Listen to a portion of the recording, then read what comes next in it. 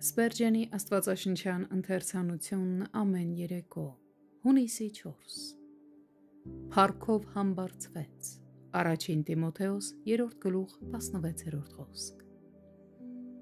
Մենք տեսանք, թե մեր սիրելի Տերն իր երկրավոր օրերում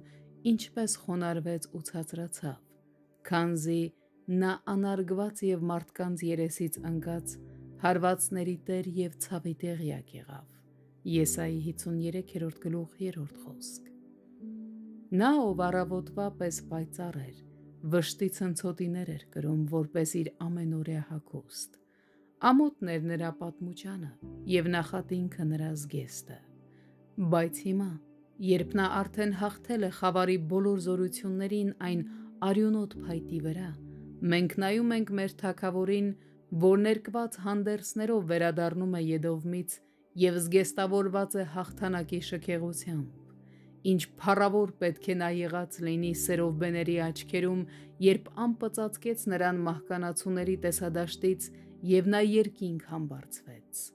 հիմա նա կրում է այն փառքը, որ ուներ իր հոր մոտ աշխարհի լինելուց առաջ, և մի ուրիշ փառք ևս, որ վեր է ամեն բանից, փառք, որը նա վաստակել է կռվելով մեղքի, մահվան և դժոխքի դեմ և հաղթելով դրանց, որպես հաղթող, նա փառավոր պսակ է կրում,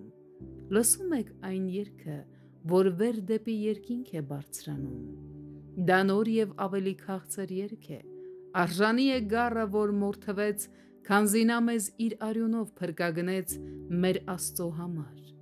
նա կրում է նաև այն բարեխոսի փառքը, որը երբեք չի ձախողվում, այն իշխանի, որը երբեք չի պարտվում, այն նվաճողի, որը հաղթել է իր բոլոր թշնամիներին, այն Տիրոջ, որը նվիրված ու հավատարիմ է մինչև վերջ։ Տեր Հիսուսը կրում է այն ամբողջ փառքը, որ երկնային շքեղությունը կարող է պարգևել իրեն, այն փառքը, որով միլիոնավոր հրեշտակներ փառավորում են իրեն։ Դու չես կարող քո ողջ երևակայությունը լարելով անգամ ըմբռնել նրա գերազանց մեծությունը։ Այնուամենայնիվ, ապագայում, երբ նա երկնքից կիջնի իր մեծ զորությամբ բոլոր սուրբ հրեշտակների հետ,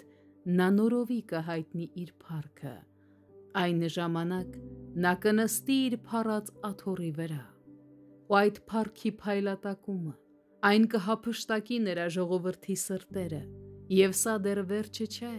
նրա փառքի գովասանքը կզրնգա ողջ հավիտենության մեջ, ով Աստված, քո աթոռը հավիտյանս հավիտենից կա, Սաղմոս 45 գլուխ 6 խոսք Թանկագին բարեկամ, եթե ուզում ես ուրախանալ Քրիստոսի փառքով ապագայում, ապա նա պետք է փառավոր լինի քո աչքերում հենց հիմա, արդյոք այդպես է։